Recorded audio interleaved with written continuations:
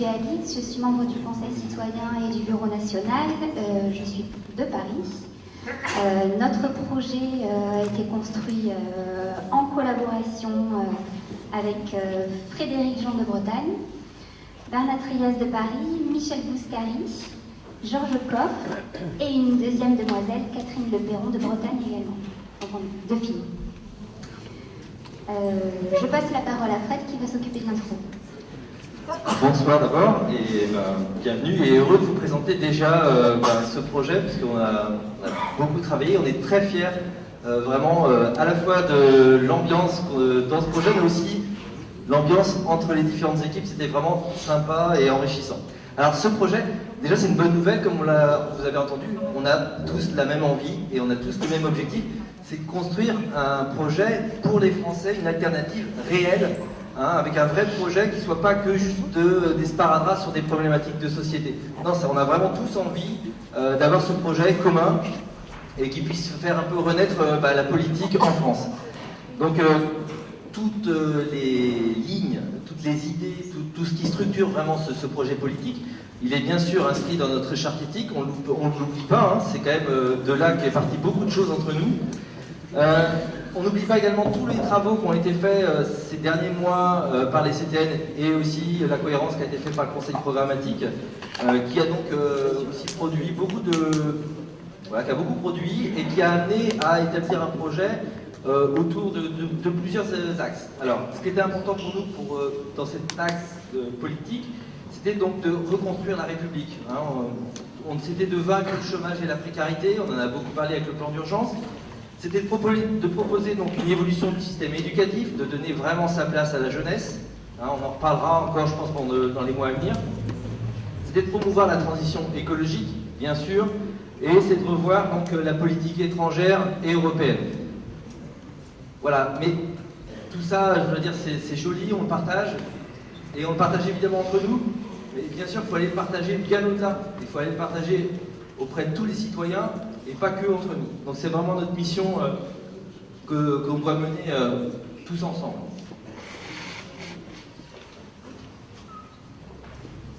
Alors, je ne vais pas faire un très long discours sur la ligne politique, parce que vous avez bien compris que finalement c'est probablement ce qui nous lie tous ensemble ce soir. Et tous les intervenants des différents projets, je crois qu'on est vraiment en cohésion et en accord avec ce qui a été dit. Par contre, on va essayer, sur cette présentation, de vous présenter les différences du projet, ce qu'on a appelé projet Saumon, retour aux sources citoyennes. Depuis un an, je dirais qu'on a fait un balancier entre un peu trop de démocratie, des fois, voilà, c'était un peu lent, et puis des fois un peu trop d'efficacité, parce qu'on avait justement besoin de rattraper le retard. Donc le projet Saumon, lui, il a voulu prendre une position très claire. C'est trouver un équilibre, un juste milieu qui nous corresponde. Donc c'est avec un CC, donc un conseil citoyen plus représentatif, plus que ce qu'il est aujourd'hui, et puis en association avec des pôles de compétences exécutifs qui sont plus étoffés et surtout mieux structurés. Voilà, pour gagner justement en efficacité.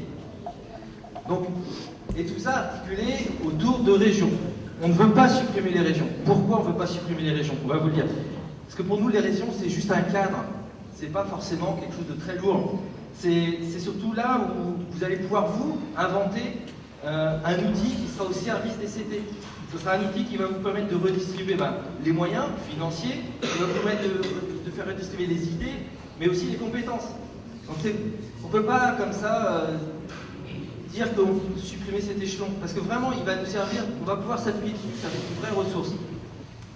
Et puis cet échelon, c'est pour nous ce qu'on appelle l'axe du rouage montée-descente. Voilà, cette démocratie qui monte et qui descend. On part d'en bas, mais j'aime pas ce mot d'en bas, on part des adhérents, de nous, ça veut dire de moi, de toi, de elle, enfin, on part de tous, et puis on fait ensemble quelque chose, ça monte et ça redescend. On fait une unité avec des entités qui chapeautent, avec des... Voilà, merci, excuse-moi. On fait une unité et on redescend la formation. Voilà, c'est vraiment ce principe de montée-descente qui nous tient beaucoup à cœur. Et donc, je suis parti dans mon élan. Et donc je passe la parole pour le le point suivant, Alice. Ben, on s'est un peu réparti les points pour que je ne fasse pas juste le pot de fleurs. Ouais, c'est ça. Donc j'enchaîne sur le point suivant. Tout notre projet, en fait, le fil rouge, c'est de mieux répartir les responsabilités. Tout simplement parce on pense qu'il y a du pain sur la planche. Donc, comme Fred le disait, les régions pour nous, c'est un échelon qui peut permettre de gagner en efficacité. Ça passe notamment pour nous par une gestion des ressources financières directement au plus proche des adhérents. Ça veut dire qu'aujourd'hui, on a un trésorier national qui est très compétent et qui travaille beaucoup, mais qui assume une charge de travail, une responsabilité énorme. Nous, ce qu'on pense, c'est qu'à l'avenir, on gagnerait à partager cette responsabilité, on gagnerait également à ce que les budgets soient gérés au plus proche des adhérents et des comités territoriaux.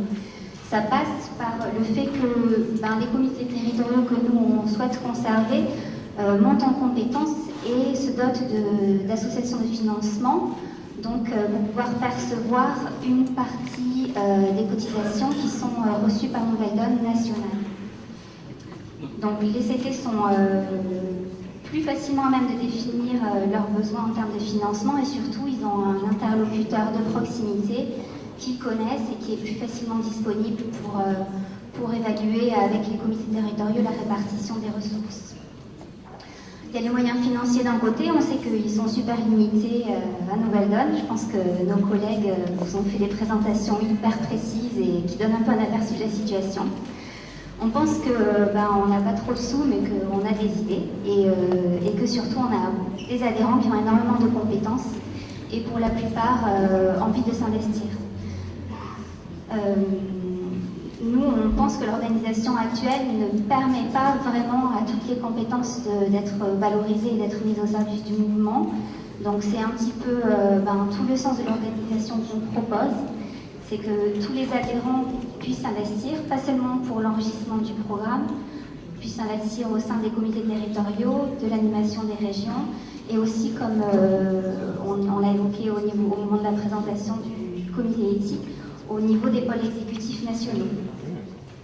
Donc un des constats de l'année passée au niveau des comités territoriaux, c'est qu'il y a beaucoup de besoins et que souvent tout repose sur une poignée de personnes très très investies, très très disponibles, et qui finissent par s'épuiser parce que finalement, au bout d'un moment, elles ne trouvent pas forcément de relais ou d'appui sur les adhérents autour d'eux.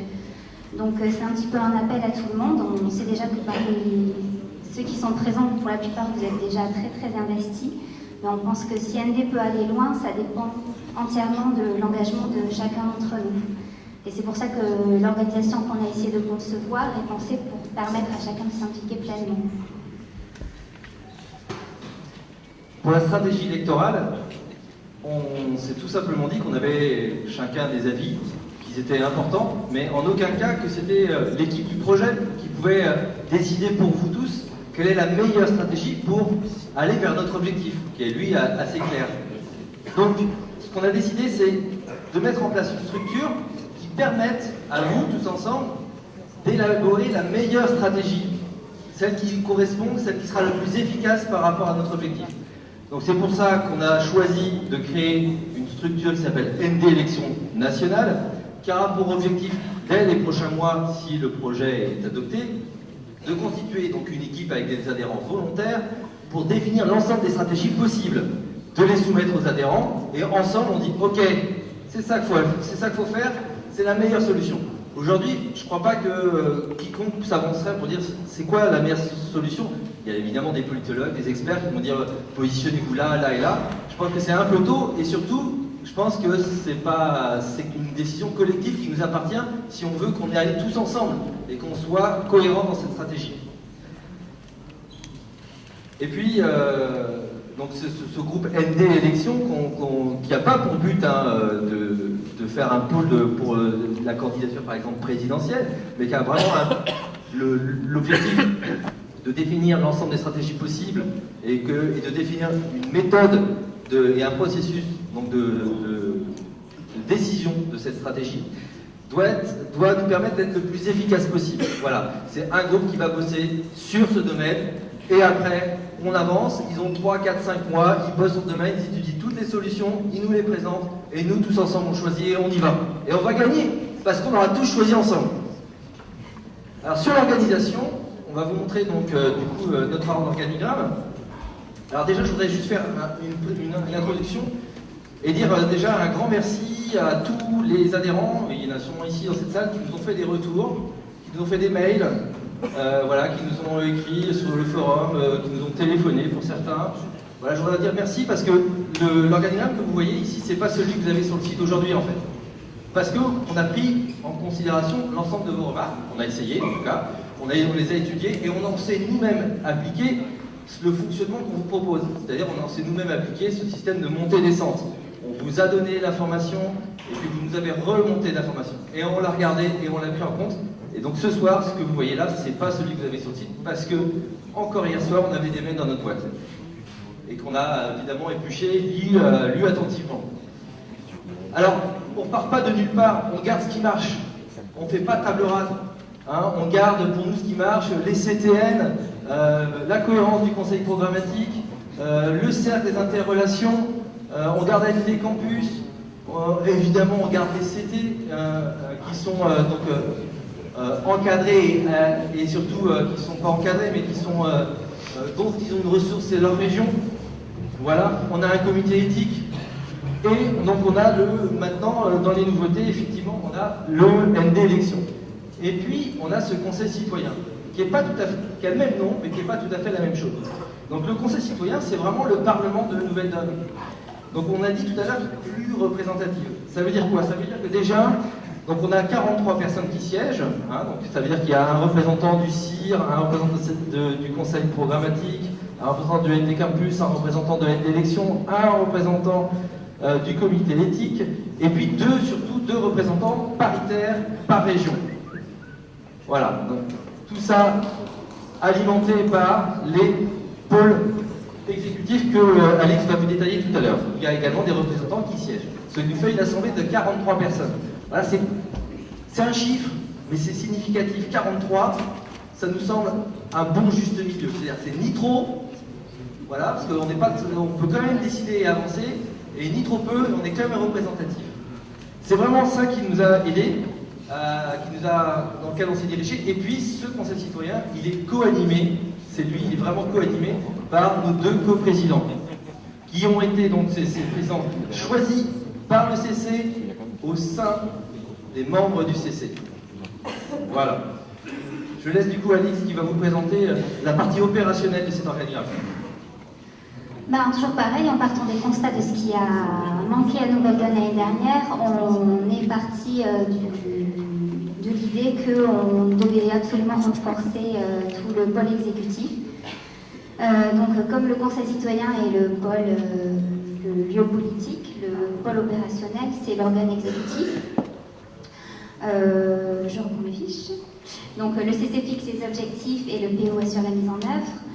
Donc l'organigramme présente les missions qu'on a identifiées qui doivent être assurées au sein de ce PO, pôle opérationnel renforcé. Donc bien sûr la communication, la bonne communication interne et le développement de la communication externe, la formation, les actions de terrain et la gestion financière et administrative de Nouvelle-Donne. En fait, il est composé de référents que chaque région peut envoyer à l'intérieur de ses pôles exécutifs. Pardon. C'est bon, ça marche? Les pôles exécutifs sont basés sur le bénévolat, la contribution des adhérents. Donc, en fonction des besoins, diffusent des appels à compétences ou à volontaires auprès des adhérents. Pour assurer la coordination, chaque pôle désigne simplement un pilote en son sein et le pilote de chaque pôle opérationnel siégera au conseil citoyen. Pour assurer la coordination globale, c'est un secrétaire qui est issu du conseil citoyen qui fait le lien entre le conseil citoyen et les activités du pôle opérationnel. Et voilà, j'en ai fini de l'opérationnel. Peut-être juste pour en deux mots, donc on peut dire vraiment que le conseil citoyen c'est notre représentativité, c'est là qu'on assure notre cohérence de mouvement, d'accord? Et puis le pôle opérationnel, c'est là qu'on fait la branche d'efficacité. Voilà, c'est là où on est dans l'action, on met en œuvre nos décisions et on y va et on avance. Et Voilà, donc c'est vraiment, donc l'un est animé par les coprésidents, l'autre est animé par les secrétaires qui assurent, eux, que l'association se fait parfaitement. Alix, peut-être tu veux montrer, avant de conclure, un petit schéma de transition, en tout cas de comment on vient à cet organigramme. On a essayé d'élaborer un petit peu dans la période de transition des prochains mois qui peuvent nous amener de l'organisation actuelle à la mise en place des instances, des prochaines instances. Ok. Ce qu'on veut dire, c'est qu'on ne va pas rester les bras croisés en attendant que l'organisation, la nouvelle organisation soit mise en œuvre. On pense par exemple que le pôle élection dont Fred a parlé tout à l'heure, c'est quelque chose qui peut être mis en œuvre très rapidement. Et on a intérêt à se mettre au boulot très rapidement au sujet des élections. On pense aussi que le conseil programmatique et les commissions thématiques nationales sont déjà au boulot, elles ont déjà énormément travaillé, donc elles prolongent leur action. Et par contre, ce qu'on espère, c'est qu'un bilan de leurs travaux puisse être présenté très rapidement aux adhérents, pour pouvoir animer les débats et pouvoir faire remonter les réactions des adhérents et leurs contributions pour finir d'élaborer ce programme au cours des prochains mois. Donc juste, puisque le temps est la partie est écoulée, juste pour finir cette présentation, je voulais vous dire que donc, cette proposition d'organisation qu'on vous fait, elle met surtout pour nous en avant la notion de responsabilité partagée, de travail collectif et la transparence, je dis bien la transparence des prises de décision. Voilà, pour nous, être transparent, c'est accepter pleinement l'évaluation de ses pairs, PAIRE, de ne pas la craindre, pardon, et de ses pairs, et il n'y a pas de, pardon, de ses pairs sur eux.